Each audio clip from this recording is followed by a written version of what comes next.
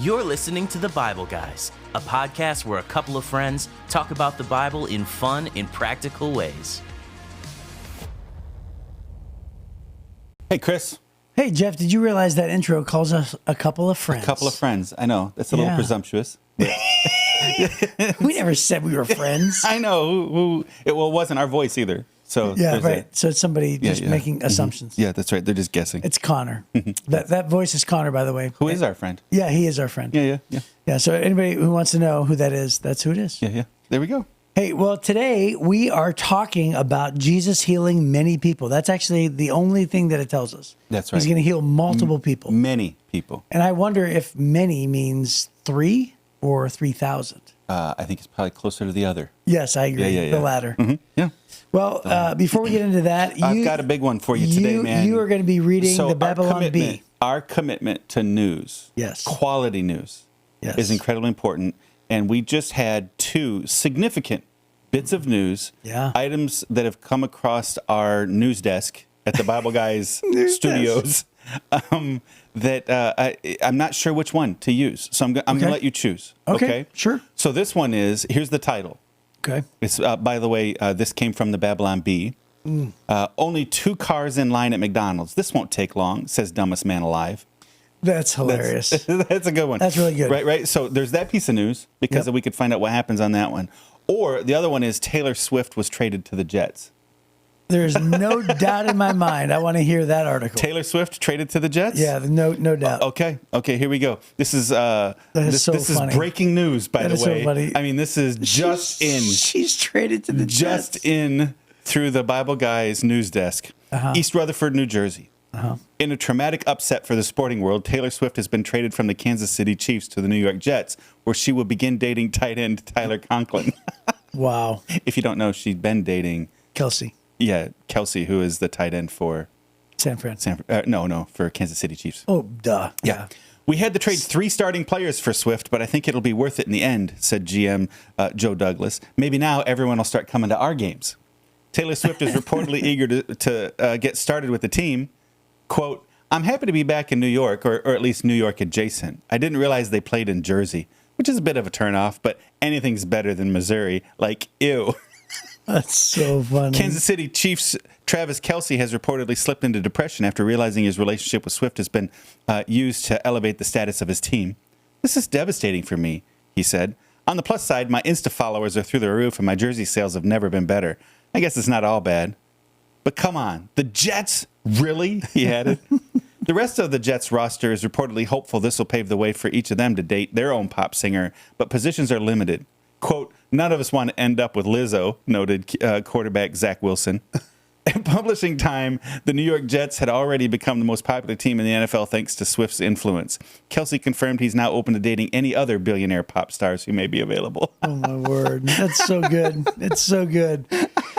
So It's so clever. I've seen so many like little homemade videos on Facebook or TikTok, whatever, that says, it shows like the woman who's saying like, "Hey, when does the Taylor Swift game come on?" Yeah. Right? Yeah. And they're trying to catch their man by surprise. Right. And so the man's legitimate reaction is he goes, you're going to have to ask that in a different way. Yeah. He goes, because he's wanting to answer what time it comes on. Yes. But he refuses to ansur that question. Right. It's so funny. That's so funny, man. Hey, it's the funniest thing that people just get so excited about who different celebrities are dating.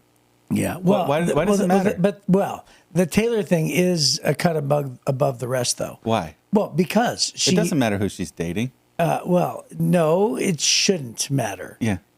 You said it doesn't. It does. It just shouldn't. It does to some people, but it shouldn't matter to anybody. Just millions. It should matter to her mother. That's what it should matter to. Hey, just millions. Not a big deal.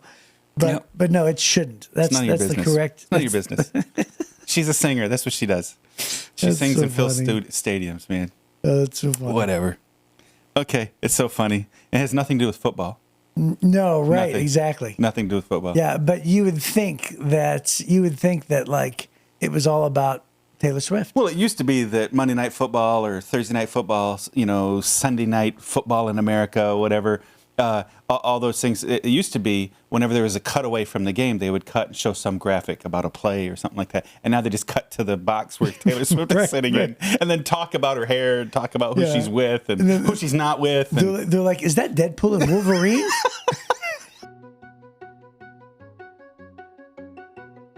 Hey guys, would you do us a favor and either while you're listening to this podcast or afterwards, would you go to Facebook and follow us on Facebook and then share that with all of your friends and family? We think it's a great way. If you love the Bible Guys, we think that your friends and family might too. And they're following you, and then that'll give us an opportunity to share all of the love and the joy and the fun and the Bible learning that we have here at Bible Guys. So thank you so much. So this is really an interesting, it's a small passage, so this won't take long. I hope you have a lot to say today. Well, we do. I'm sure you do. Yeah. Matthew chapter 15. Jeff, I could preach a whole sermon just out of one verse. I bet you could. Jesus wept. Jesus wept, just the whole ready 45 minutes. Yeah. 45 minutes. All right. Okay. Matthew chapter 15, verse 29, it says, Jesus returned to the Sea of Galilee. Remember, he was in Tyre and Sidon along the Mediterranean. He returned to the Sea of Galilee and climbed a hill and sat down. A vast crowd brought to him people who were lame, blind, crippled, those who couldn't speak, and many others. They laid them before Jesus, and he healed them all. The crowd was amazed. Those who hadn't been able to speak were talking. The crippled were made well. The lame were walking, and the blind could see again. And they praised the God of Israel. Matthew chapter 7 tells the same thing. It says, Jesus left Tyre and went up to Sidon before going back to the Sea of Galilee and the region of the 10 towns. A deaf man with a speech impediment was brought to him, and the people begged Jesus to lay his hands on the man to heal him. Jesus led him away from the crowd so they could be alone. He put his fingers into the man's ears, and then spitting on his own fingers, he touched the man's tongue. Looking up to heaven, he sighed and said, Ephphatha, which means be opened. Instantly, the man could hear perfectly, and his tongue was freed so he could speak plainly. Jesus told the crowd not to tell anyone, but the more he told them not to, the more they spread the news. They were completely amazed and said again and again, everything he does is wonderful. He even makes the deaf to hear and gives speech to those who cannot speak. Yeah, that's amazing. Yeah. So it's pretty amazing. The very first group that he was healing in Matthew chapter 15, I think gives hope for you. It says that they brought a vast crowd of people to him who were lame. I'm so lame. I'm so lame. And yeah, yet, no, I'm pretty sure that's not what it meant. I was going to say, yeah, that's a 2021. Sure. Yeah. No, right? Yeah. Mm-hmm. But yeah. So, you know what I think of, even though that we're not talking about this at all, it reminds me of John the Baptist when he sent word to Jesus saying, "Are you the Messiah, or should we wait for another?" Yeah. And then Jesus responds to him and says, "Go tell John what you have seen and heard." Mm-hmm. He says that the lame are healed, that the deaf hear, that the blind can see, and that the dead are raised, and that and so here it is, like Jesus is doing the work of the prophets. So the prophets, all the prophecies that Jesus fulfilled, he fulfilled over 300 prophecies. You know that there's actually some debate on how many prophecies he fulfilled, right? Yeah. So people say there's over 300. So we know that it's at least 300. Sure. But I've heard over 400. Sure. Right. So there's hundreds. Of prophecies mathematically. I think they're trying to differentiate between what is just a statement and what is a prophetic statement, right? About the Messiah. So that's right. Yeah. So anyway, but obviously the math is incalculable for him to fulfill all those things. But this is a really big piece of it. Why?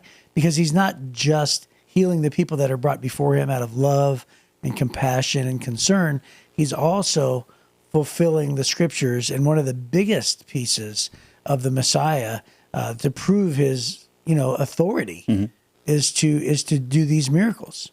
In fact, did you know that there's other parts in the Gospels where Jesus actually said, "I am come to do this so that people will know that I'm the Messiah." So he actually says, yes, it's for their benefit, but it's also for God's glory. Right. And, my whole ministry career in 31 years, is I've always had this phrase, as I said, every single time that we receive a command from God, it is always for our benefit, but always for his glory. That's right. Right? That's It's right. for his glory and it's for our benefit every single time. So God's end game is about himself. Yeah. For his glory, for his kingdom, for his purposes, for others, right? Yeah. But then also it's for our benefit every single time, regardless of whether it is, painful, regardless of if it is not fun Right. in the moment, or it's, saying no to pleasure or temptation or maybe just somehow, disciplinary, right? Right. Yeah. So, And then you also have here, so there's, the benefit of the healing for the people. There's God's glory. And then there's also the participants that are helping make this happen, because it said a vast crowd brought to him people who were lame. There's the people who are participating in this mission of bringing people to Jesus. And I think that Jesus still heals today, right? So there's the physical things, but there's also spiritual disease and sickness. And so us participating with Christ, bringing the people to him, bringing people around us that are far from God, bringing them to him through prayer, maybe sharing the gospel, maybe, doing what we can to point our friends that are sick and dead spiritually to Christ, I think is incredibly important. While we're also, because I think it's easy. If we stood up on a Sunday morning at our church and said, who has a prayer request in the room? Hands would go up all over the room and people would be asking, pray for my aunt's gallbladder, pray for my uncle's, gout. And those things are really important. Right. And so, but eventually that aunt and that uncle are going to pass from this life to somewhere else. Right. And they're going to spend eternity somewhere. And so it's interesting to me how quickly we move towards they need physical healing and we forget how much they need spiritual healing. Right. And so really oftentimes you find Jesus would say to a guy, remember the one guy in the temple, and Jesus said, your sins are forgiven? And it's like, what? And they're like, you don't have permission to forgive sins. Oh, to prove I do, go ahead and take up your mat and walk, right? And so Jesus would often address both the spiritual and the physical. So we can't forget that. We need to be bringing people and participating, because it was a crowd that was bringing these people to him. I think my favorite part of that whole segment that you just did was that you chose gallbladder and gout. Well, those are big things. But so funny. You think about the, it's so good. We pray about illnesses and we forget to pray about the spiritual condition of the lost people around us. Yeah, for sure. So there's the gout. That's the best. There's another sermon within a sermon here. Oops. Yeah. And so in Mark 34, my note from the Life Application Study Bible reads this way. It says, when Jesus said, be opened, he used language that this deaf man would understand. The healing message was personal and unique. So obviously he couldn't hear it, but he was, or maybe he could at that time, right? But it says, whoever thought spittle might be a conduit of a miracle. If there is only one means of witness in your church, sermons, for instance, many people will be likely not to hear. Churches need lots of different methods to meet diverse needs. Let musicians play, singers sing, actors act, and writers write. Let each creative Christian tell the story. Jesus used spit and mud. Surely we can find windows to the minds and hearts to the minds and hearts of people as well. Yeah. So just the idea that that Jesus uses the littlest of things in big ways. A little gross, Jesus. Oh yeah. What said he even spit on his own hands and then touched the tongue? I know. Right? That's what I'm saying. Yeah, it's a little germy. Well, it's because the Pharisees had said, "Hey, these guys aren't washing their hands." So he's like, "Right here, I'll show you." Yeah. So it's obviously it's amazing, but it's mud and spit and everything else. Well, so what I'm really glad he didn't do was spit on his hands and then stick his fingers in the guy's ears. I think he did. Willie. I think he did. No. It says he put his fingers in the man's ears, then spitting on his own fingers. Yeah. Well, then he said he touched the man's tongue. I know, but if he spit on his fingers and then touched his ears, it'd be a wet willy. Oh, I see. That's what I'm saying. You never did that to your brothers? Oh, well, actually, more accurately, they did it to me. Yeah, I've done it to my brothers, but more so, they do it to me. So when I read the Bible like this, just those things jump out at me, and I'm thinking that's so funny. Well, I mean, it's so funny. And the reality is, you've pointed this out before, but Jesus didn't have to even touch them. No, He didn't have to be in their presence. Right. So as we saw yesterday, right, he spoke the woman's daughter being possessed of demons to be healed from a whole nother From a city. distance, yeah. From a distance. And he's done that with a Roman centurion, Roman centurion's servant, right? Yeah. He's done all sorts of things like that. So for him to be interactive is an indication, like the note said, that Jesus is also personal. Right. And I think that's important because when we pray, sometimes we don't think that Jesus hears us. We think that he doesn't know what I'm going through. He doesn't know I'm all alone. And there are times where people really do. I've felt that way before, where I've actually felt like I'm not sure that God is paying attention to what I'm going through, because if he did, then he would do something about it. Right. Because it's so exhausting, it's so agonizing, and it's so, like if anybody understood, they would want to help. Yeah. And but yeah, Jesus is personal across the board. Yeah. And then, it says that the crowd, Jesus turns around and tells the crowd, don't tell anyone, right? Keep this a secret. It's just between us. But the more he told them not to, the more they spread the news. And by the way, did he know that? It's that whole thing of like, I think people vacillate back and forth between what was his intent on that. Right. I do know that there are some people in my life, if I say, don't say this to anybody, they will go around and say, listen, don't tell anybody, and they'll tell 50 people, don't tell anybody. I lived in Atlanta for 10 years. Yeah. I know this all too well, right? The gossip was more prevalent down there than it is up here. You think so? We're just better at it. I do. What's so interesting? So we're going to sidebar just for a second. Is that people down there, the Southern hospitality is true, by the way. It's all true. Southern hospitality. Southern hospitality is a thing. Yeah. And 90% of it is marvelous. It really is. Like, people are truly kinder. But there's an evil underbelly. Yes. Yeah. And here's the evil underbelly. Literally, when I would leave a person's house. Bless his heart. Yeah, right. Which, by the way, it doesn't mean bless your heart. It does not mean bless your heart. It means he's so stupid. Yeah. That person is an idiot. But when I would be at a house and I would say, hey, are you going to come to church on Sunday? And they would look at me and say, I promise you, I will meet you there. I'll meet you in the lobby at 10:30. You're like, okay, see you Sunday. It was so common for people to lie, disguised under Southern hospitality because they didn't want to, be unkind, that you would leave that house and anybody who was with you, didn't matter who it was, and it didn't matter who you were visiting, you would actually walk away and say, we already know that they're not going to show, right? And that was just a common assumption. So how weird is it that that's so inbred in the culture? Yeah. To where it's like you already know that they're saying something that's not true. Inbred, it might not be the right. Embedded. Embedded.